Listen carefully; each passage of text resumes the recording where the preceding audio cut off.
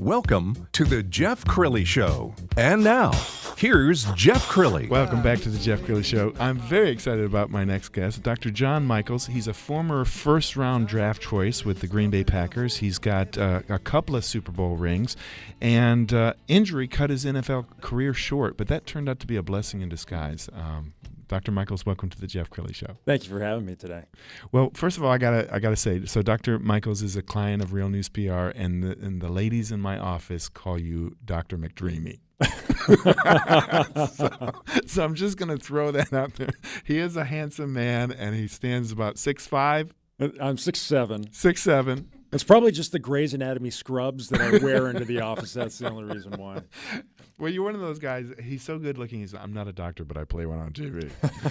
And you had a busy day yesterday. Tell everybody about yesterday. Well, you know, sometimes one man's misfortune is another man's benefit. And Tony Romo's injury the other night led to a lot of questions about what's the future for the Dallas Cowboys, what's his prognosis look like. So I got invited to do a couple radio shows and also be on television and multiple news stations in Dallas to discuss Tony's injury and the future of the Cowboys. Well, something I think is very unique about you is that, you know, you weren't 12 years old and woke up and said, I want to be a doctor. That you were led to medicine because of your injury. Take us back in time. What happened? Well, first of all, I love the quote that life happens for us. It doesn't happen to us. So life will take us down the journey that we're supposed to go down. I thought I was going to play 15 years in the National Football League. Like you said, I was a first-round draft pick for the Packers. I made the all-rookie team my first year. We won the Super Bowl in my rookie year, went back to the Super Bowl my second year, and my future was set in front of me. I was thinking I was going to be a Hall of Fame NFL offensive lineman, and then in my third training camp, I blew my knee out. After 6 reconstructive surgeries over the course of 2 years, my career was over. And I had to figure out at 27 years of age, what was I going to do with the rest of my life? All I knew was football. That was what my passion was. I was a religious studies major. I thought after that 15-year NFL career that maybe I would go on and do some ministry work. But now at 27 years old, life had taken a different course. And so through the injury, realizing that I had lost my greatest passion in life. I loved playing football as much as I loved doing anything else in life, and that was over. And I felt if I can keep that from happening to other people, if I can keep other people living out their passions in life, that's a life well lived. And that's what inspired the career in medicine. Well, one of the things that I know from visiting with you off mic, you're really passionate about getting people better. And I think the whole medical system now, doctors don't even spend enough time with patients these days to get to the root of the problem, do they? No, I think there's multiple factors that play into that. One, reimbursements in medicine have gone down so much that doctors are having to see more and more patients on a day-to-day basis just to keep their lights on and pay their staff. That's a difficult place to be in, but I've always taken the philosophy that if I can't make a living taking really good care of patients, then I just need to find something else to do. You know, I was trained during my medical training by a great mentor named Al Watson down at Baylor College of Medicine in Houston, Texas. And he said, every patient that sits across from you, treat them as if they were your own family member. Think of them as this is your mother, your father, brother, sister, son, daughter, sitting across from you. And don't do anything to them that you wouldn't do to your own family member. And I've always held on to that philosophy in the way that I practice medicine. And that includes spending time with them, listening to their problems, really hearing the depth of what their illness or injury means to them and how to bring them back to health and wellness. My guest right now, Dr. John Michels, he is with spinedallas.com is the website. Let's talk about pills, because I think there is a epidemic across the country, and for many doctors, they're just writing the script and getting the patient out the door so they can see somebody else. But that's not your style. That's not. There is absolutely an opioid epidemic going on in our country right now. More people died last year from opioid overdoses than from automobile accidents. Wow. And we've seen the high-profile cases of people like Prince dying from this, but it happens on a day-to-day basis. And you're right. For many doctors, this is the quick, easy Band-Aid to make someone feel better and get them out of your office. But we're creating chronic problems by dealing with the drugs instead of treating the underlying problem that's causing the pain. And that's my philosophy. I don't want to put a Band-Aid over the pain. I tell each one of my patients who sits across from me, Say it's a Wednesday afternoon. I say, look, you have better things to do on a Wednesday afternoon than sit in this office across from me getting a refill of a medication. Let's find the source of your pain, treat the source of that pain, and get you on living your life. How much of a person's pain has to do with their weight or diet or just kind of their lifestyle? Huge component. It is so much more than just the injury. There are emotional, psychological components to pain. Lifestyle is a huge component of it. When we talk about diet and exercise, I'll have a 500-pound patient sit across from me and tell me their knees hurt. And I say, yes, they do. They absolutely hurt. There's no way they wouldn't hurt because our body wasn't made to hold that kind of stress load on it. So I can take the pain away for now, but our goal then is going to be to do some work on the way that we eat, the way that we move, the way that we live, so that you can be pain-free long-term. And that becomes the huge component of getting people better is they have to invest in their own health. I don't have a magic wand. I don't have a magic pill. I wish I did. I'd be a billionaire right now, but I don't.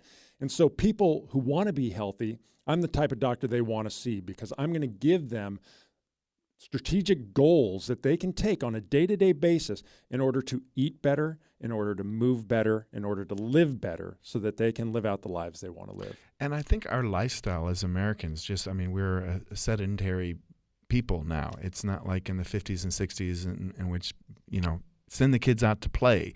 The kids start at an early age as couch potatoes and even I hear tech neck is a syndrome of this sedentary lifestyle. It is. We're dealing with chronic thumb injuries from people being on their phones and swiping across their phones. It's unbelievable the lifestyle that we lead now because, yes, most people are sitting behind a desk for 12 hours a day not moving, and that's a big portion of the patients I see because, of course, you're going to have neck and back pain. Our bodies weren't meant to do that.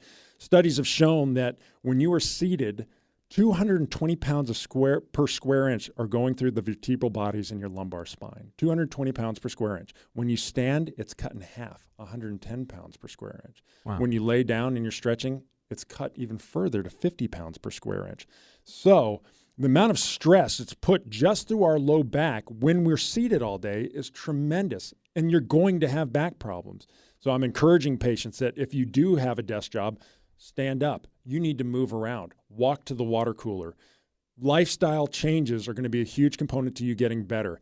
Pain is actually our best friend because it tells us that there is something potentially or actually happening that's going to damage our bodies, and it forces us to change. That's why it's so unpleasant. So we need to listen to pain and honor pain and make changes in our life based on that pain so that we don't have these chronic issues. So if somebody's listening to this right now and they've been nursing an injury or maybe they've been taking a pill to mask the pain for years, that's serious, isn't it? It's very serious. And we've shown studies where if you've been on an opioid pain medication for just 1 month, functional MRI studies have shown changes in the gray matter of the brain. You're actually losing gray matter in the brain from just 1 month of use of these medications. So imagine years and years what's happening to your brain.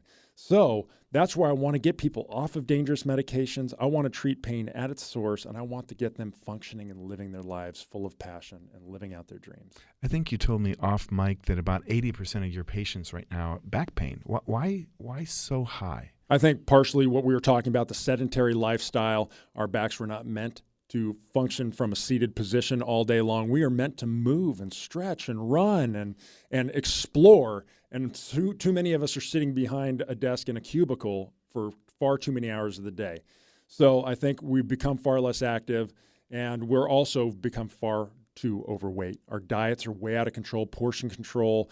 Even the medical community has promoted diets that have been a little bit irregular. We've promoted these high-carb, low-fat diets and have looked over the past 50 years at heart disease has gone up, obesity has gone up, diabetes has gone up. And we're now recognizing that maybe this high-carb diet is not the best way to go, that we need to cut the sugars back in our life, that we need to have more vegetables, more natural foods. You know, I have a philosophy that if you can't pronounce a food, you probably shouldn't eat a food. Because if you don't recognize that ingredient, guess what? Your body doesn't recognize it either. So that's a philosophy that I stand by. If you look at the back and the ingredient sheet and you can't pronounce half of what's there, don't put it in your mouth. Okay, what can the average person learn from an athlete in terms of like taking care of their core and really taking care of their body? Well, when we talk about Tony Romo's injury, and someone actually asked me the question yesterday, do you think he is in greater danger because he had the back injury back in 2013 where he had surgery? And I said, you know what?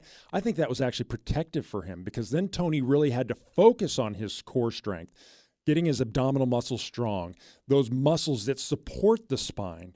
It's essential to make sure that we have strong core so that our spine is protected from injury. And I think the reason Tony was able to escape without a catastrophic injury the other night is because his core muscles were so strong. Okay, so give us the website one more time. SpineDallas.com. That's www.spinedallas.com.